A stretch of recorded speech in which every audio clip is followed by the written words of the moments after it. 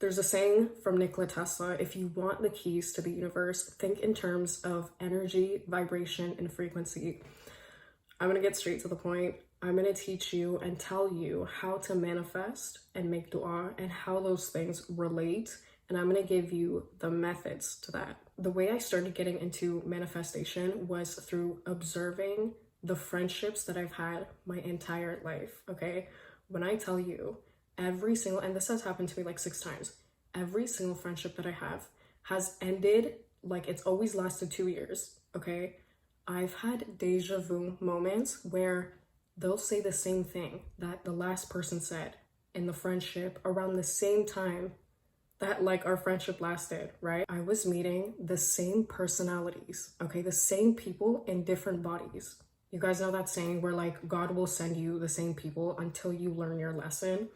This was my lesson, okay? I needed to learn what manifestation was, the mental aspect of it, because I was manifesting these people into my life. That was the scariest thing ever. And I was like, no, like I'm literally doing something wrong. I started researching about this stuff, how our thoughts create our reality, how the way that you think and like the things that you say and speak into existence acts, your reality creates your reality, because everything needs to be thought about first, brought into fruition. So when I tell you, I have literally read every single book, I've watched every single video, I've done literally so much research on manifestation. What I came to a point where I was like, okay, now I need to actually try this and see if it works for myself. So the first thing that I did was the 369 method. I finally decided to try it. I remember back then, okay, this was in like 2020 when like everyone was making videos about this on TikTok. Okay, this one girl said to do the 369 method. This was very random. This is what just came up to my mind. I decided I'm gonna see an orange butterfly. So what I did was 3 times write down what it is, 6 times the intention, and then 9 times write exactly what you would have. So as if you already have that thing. So this is what I would have written, right? 3 times an orange butterfly, 6 times I'm going to see an orange butterfly, and then 9 times I'm so grateful now that I've seen an orange butterfly. After I wrote this down on a piece of paper, I literally just folded it, like put it away, and then I visualized for like 5 seconds, literally 5 seconds, an orange butterfly, like out in the nature, okay? When I tell you, the next day, none of this is planned, okay? The next day, we go on like a road trip. I'm gonna put up a picture here from 2020.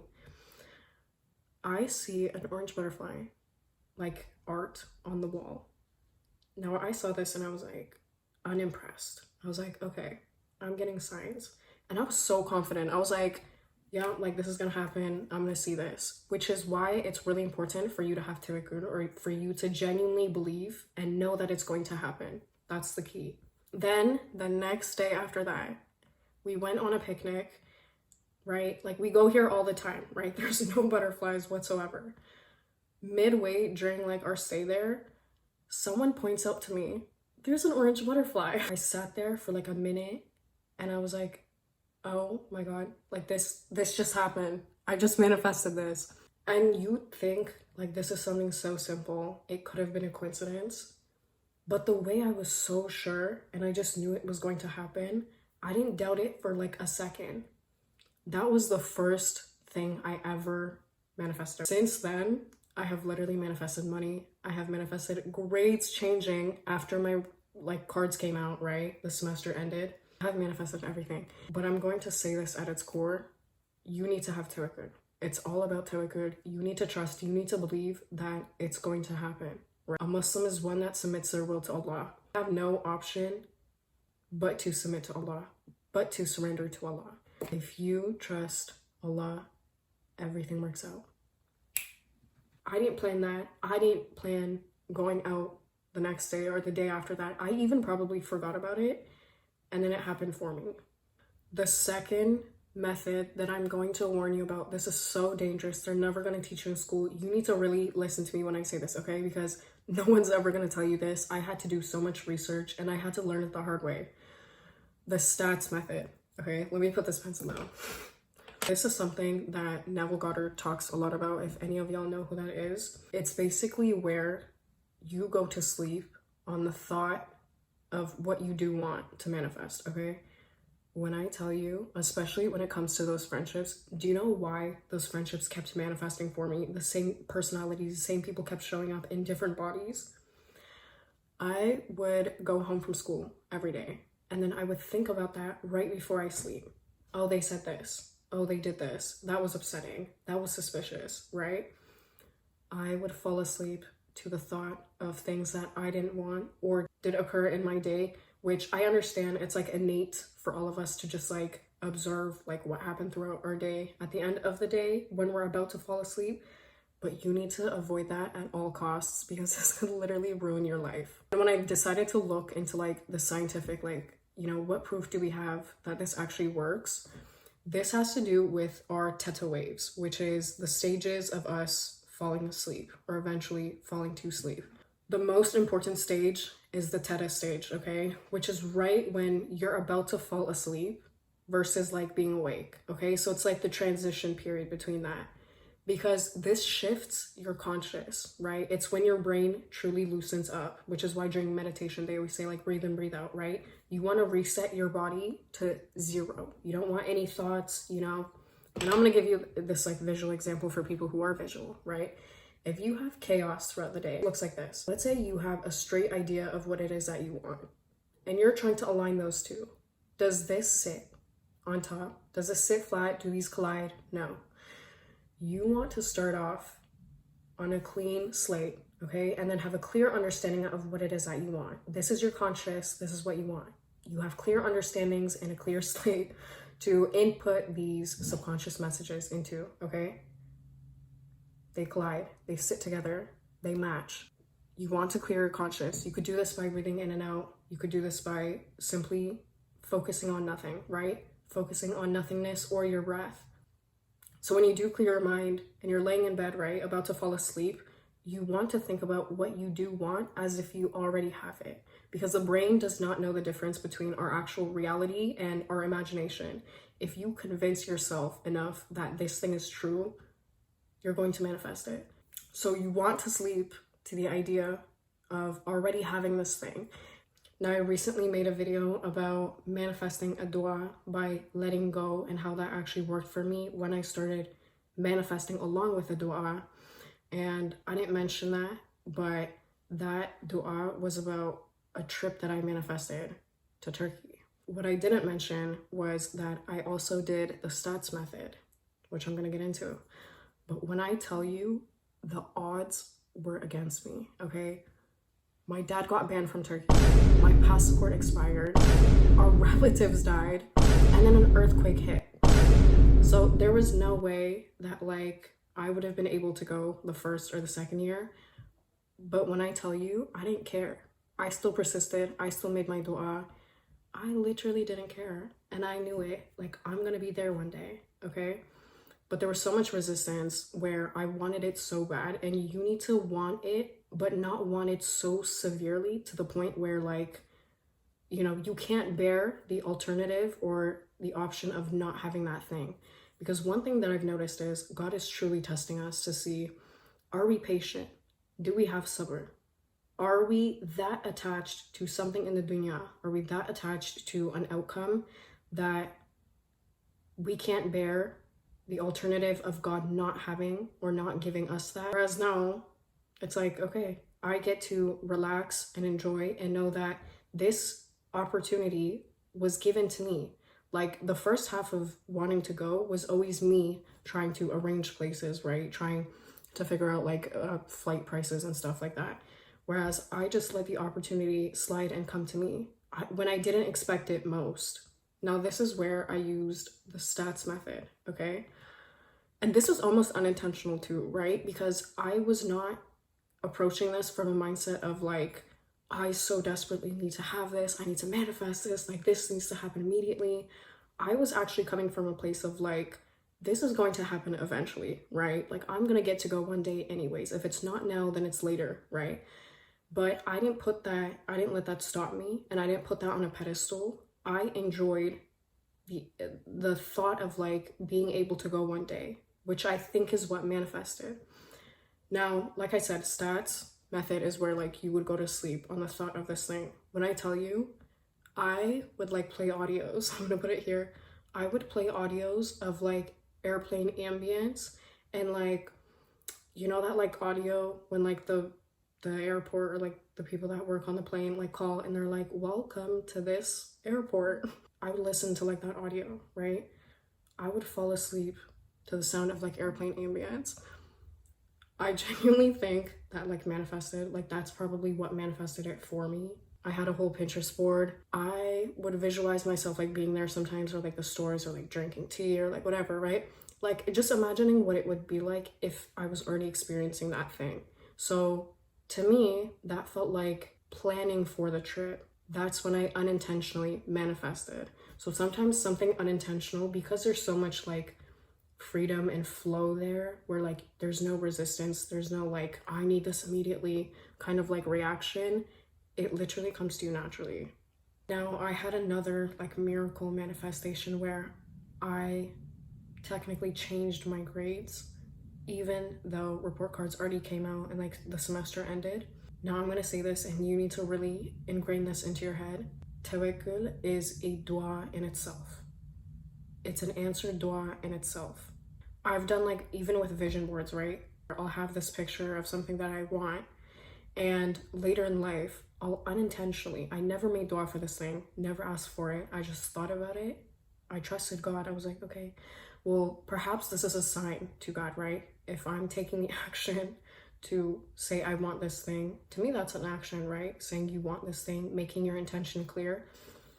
If you have enough tawakkul, God will even manifest that for you. You don't even have to open your mouth. You don't even have to make dua.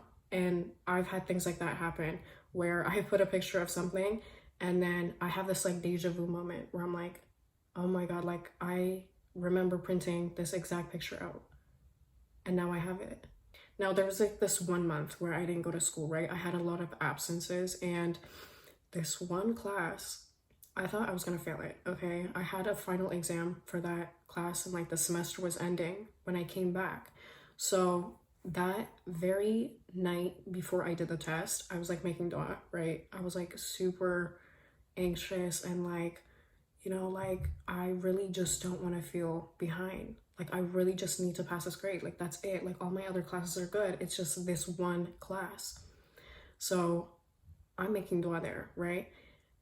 And then I'm like, wait, why am I this worked up and worked over grades? Okay, like it's really not the end of the world if anything else happens, right? I made the decision then and there that I'm going to pass. I don't care what the teacher marks, okay? I don't care what the teacher writes. I'm going to pass. I'm not taking this course again. Matter of fact, the next day I did the test, okay?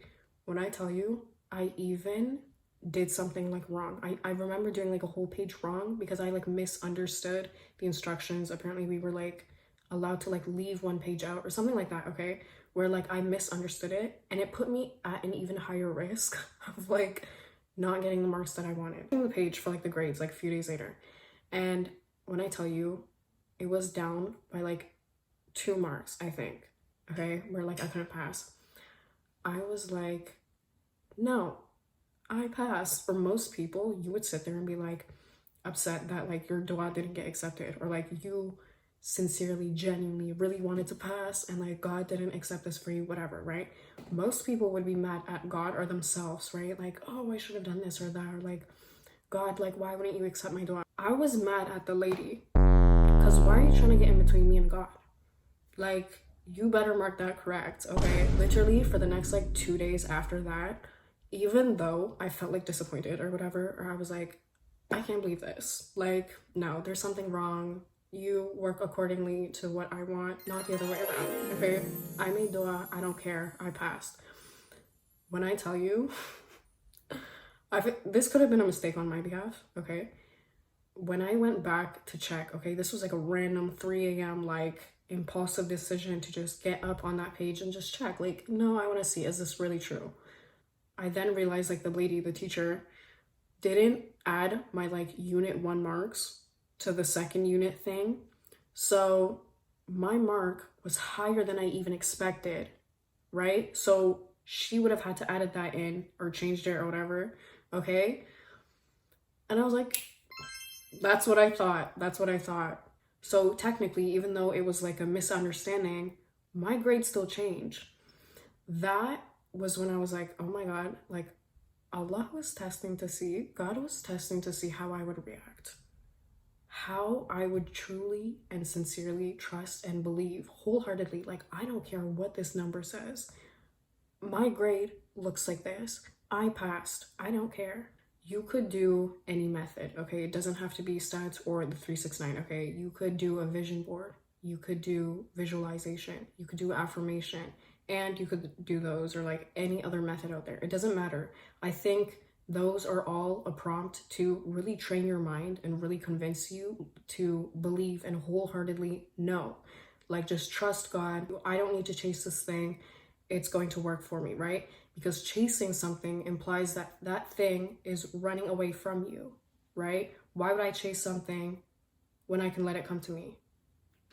Allah says, I am how my servant thinks of me, okay? Why would God want you to not win? Why would God want you to not be rich? Why would God not want you to be happy with so-and-so, right? The way that you think, right? And this goes into our thoughts creating our reality, as well as things for affirmation, right? The Prophet, peace be upon him, says, do not subjugate for yourselves anything but good, for angels say Ameen. It's obvious and it's clear that these things, right? Like Nikola Tesla said, our world is literally just energy, vibration, and frequency. If you let your intention out into the world, if you let it know, right? If you speak it, if you write it down, if you print the pictures out, right? Create a vision board, you're letting God know. You're making the initiation, saying, I want this thing. God, I know you're capable of saying, be it, and it becoming. Start being intentional, start being specific, start asking, start believing, start knowing, right? Stop suspicion and stop doubt, right? The Prophet, peace be upon him, also says suspicion is a bad thing, right? We should not be asking with ifs. Is if or is this thing going to happen?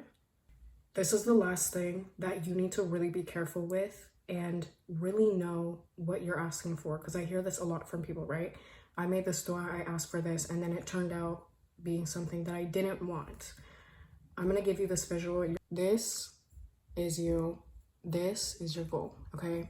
Think about whatever that it is that you want. What would it look like already having had that thing? Now, I hear this one a lot, right? People say, okay, well, you need discipline. You need to work towards your goals. And by the way, I'm writing this backwards, okay? So we're not gonna talk about that. But this is the action, okay? The action goes in the middle. The action and action is the A. You need to be working, you need to be thinking, you need to be visualizing about the end goal. What you actually want versus what you think is going to get you there. And I'm saying this because most people close doors and close opportunities on themselves. Your entire focus should be B, okay? Don't worry about A. Because when you put your intention out there and you make it obvious to God what it is that you want, right? And your intention's out there into the universe, you need to not think about A. Don't worry about A, because when you make it clear to God that you want B, you want a certain result, you want a certain person, whatever it is, God's going to give you opportunities. God's going to tell you the A. You're going to figure out the A and then take action for it. So I'm not saying don't take action, don't work in the physical. No, you should, right? Because the Prophet, peace be upon him, said to a man, tie your camel, put your trust in Allah, right? Trust God, do what you can. We have arms, legs, and hands for a reason. You should be working towards what your goals are, right? So for example, let's say you want money, okay? Let's say you want like $1,000, okay? This is your end goal. But what's the point of wanting this 1,000, okay? Let's divide that. Let's put a line right there. Beneath that 1,000 is what? Being financially stable. Having enough money to buy and do whatever you want. What is one way you can achieve this, right? You need to go from this to this. You're thinking about this ultimately, but what's one step you can take to achieve this? Whatever this looks like, Let's say it's a job, right? What's one way you can make money? What's one way you can make $1,000, right? A job. Let's say, I don't know, let's say you get into trades, right? You would learn, you would do trades or whatever, right? But if this doesn't work out, there's still a million other ways you could get to this. There's only one job. You can only do so much physically. You can only spare so much time and energy and effort and foster, or act towards this, but it may not achieve that. It may not achieve your end goal, which is why you should not be spending years, you should not be spending your du'as on A. There's a million ways to get to here, whereas you've cut yourself short and you're saying, no, I need to have this job, I need to work here, I need to do this to get this. No, you don't. Worry about B, worry about the end goal. You will come up with ideas. You will come up with ways to achieve this, right? When you get that intuition, at least that's what's worked for me, right? You make dua for something and then you get ideas. Allah will literally give you opportunities. That's when you take action. You could visualize, you could manifest this as well. But for me, I would do B, right? Get straight to the point. Reason why I'm also saying this, and I had to draw this out for y'all, is because I've actually done this with the 369 method. I think I wanted like $300 once for something. And then I did the method, right? But I was so focused on the number, like 300, that the next day I was like seeing advertisement and stuff with like the $300 on there, like, oh, you have a chance to win $300, whatever. I kept seeing 300 everywhere, but I'm like, okay, well, the point of 300 is to have it in your pockets. I want it in my pockets. I didn't visualize then like having the 300 or spending it on whatever I was going to spend it on. So I kept seeing the number instead of the result I wanted, which is why I'm saying you need to be careful what you ask for. Now I'm going to conclude this for everyone, okay? You should make your du'as, you should ask, but you should also train your mind and manifest and perhaps do these methods to really convince yourself and get clear on what it is that you want. To me personally, dua is asking for something, right? Is a how to ask for this thing, whereas manifestation is how to receive it, right? Or how to maintain this belief and this tawakkul and really train your mind to convince yourself that one thing is possible, that this thing is true. Do it yourself, do the 369 method, have tawakkul. Just trust, just believe. Get excited over the fact that this is truly going to happen. Because when I did this the first time, I was so excited. I was like so ready. I was like, yeah, period. Like I'm going to see this thing show up. Dua, do a method, trust, let go, believe, and then receive. That's it. Y'all can follow me on Instagram if you want. Ask me questions on there. And yeah, I'm gonna make another video on specifically vision boards because I've had so many things work out for me just by looking at an image, and I actually have physical proof for. So until then, see y'all.